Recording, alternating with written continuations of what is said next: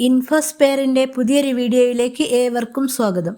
Channel ആദ്യമായിട്ട് കാണുന്നവരാണെങ്കിൽ subscribe ചെയ്ത് ലൈക്കും കൂടി ചെയ്ത് കാണാൻ മറക്കല്ലേ. പെൻഷൻ അറിയിപ്പുകളും അതുപോലെ അക്ഷയവുമായി ബന്ധപ്പെട്ട പുതിയ അപ്ഡേഷനുകളും ഗവൺമെൻറ്റിൽ നിന്നും വരുന്ന ഏറ്റവും പുതിയ അറിയിപ്പുകളുമായിരിക്കും ഈ ചാനലിൽ ഉണ്ടാവുക. എല്ലാവരുടെയും സപ്പോർട്ട് പ്രതീക്ഷിക്കുന്നു.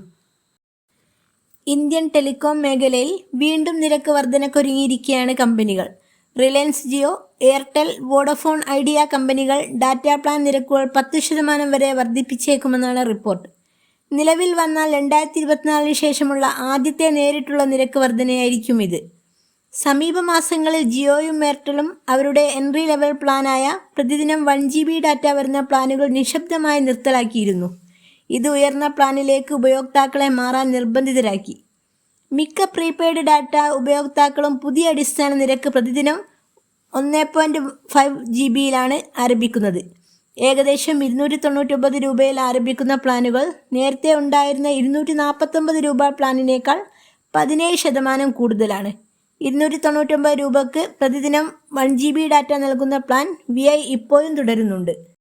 ടെലികോം സർവീസിലെ ചിലവ് വർദ്ധിച്ചതും 5G ഇൻഫ്രാസ്ട്രക്ചർ നിക്ഷേപങ്ങളും ചൂണ്ടിക്കാട്ടി എയർടെൽ VI കമ്പനികൾ നിരക്ക് വർധന വേണമെന്ന് നേരത്തെ തന്നെ ആവശ്യപ്പെട്ടിരുന്നു.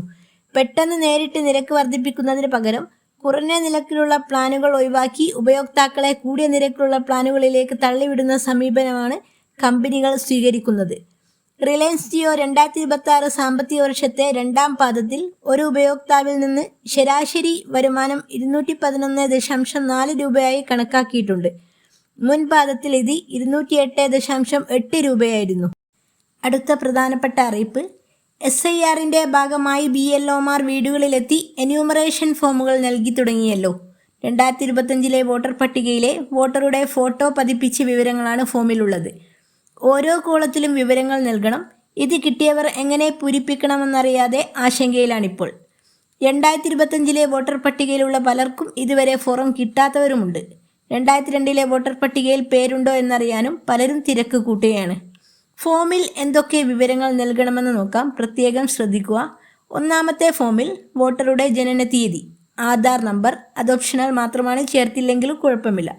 മൊബൈൽ നമ്പർ, മാതാപിതാക്കളുടെയും പങ്കാളിയുടെയും പേരുകളും വോട്ടർ ID നമ്പറുമാണ് ചേർക്കേണ്ടത്. രണ്ടാമത്തേതിൽ വോട്ടറുടെ 2002 വിവരങ്ങളാണ് എഴുതേണ്ടത്. വോട്ടറുടെ പേര്, ബന്ധുവിൻ്റെ പേര്, 2002 സംസ്ഥാനം, ജില്ല, നിയമസഭാ മണ്ഡലത്തിൻ്റെ പേര്, നമ്പർ, അതുപോലെ ബൂത്ത് നമ്പർ, ക്രമ നമ്പർ എന്നിവ ചേർക്കണം. ഇതിൽ മൂന്നാമത്തെ കോളത്തിലാണ് 2002 ലിസ്റ്റിൽ ഉൾപ്പെടാത്ത 2025 വോട്ടറുടെ ബന്ധുവിൻ്റെ വിവരങ്ങൾ ചേർക്കേണ്ടത്. ഇതിൽ 2002 വോട്ടറുടെ ബന്ധുവിൻ്റെ വിവരങ്ങളാണ് ചേർക്കുന്നത്. ഈ കോളത്തിലും ആശയക്കുഴപ്പമുണ്ട്. വോട്ടറുടെ പേര്, ബന്ധുവിൻ്റെ പേര്, ബന്ധം എന്നിവ ഇതിലും ചോദിക്കുന്നുണ്ട്. 2002 വിവരങ്ങൾ വോട്ടറുമായി ഒത്തു വന്നില്ലെങ്കിൽ ജനന സർട്ടിഫിക്കറ്റ് അടക്കം ഹാജരാക്കേണ്ടി വരും. അതുകൊണ്ട് പ്രത്യേകം ശ്രദ്ധിക്കുക.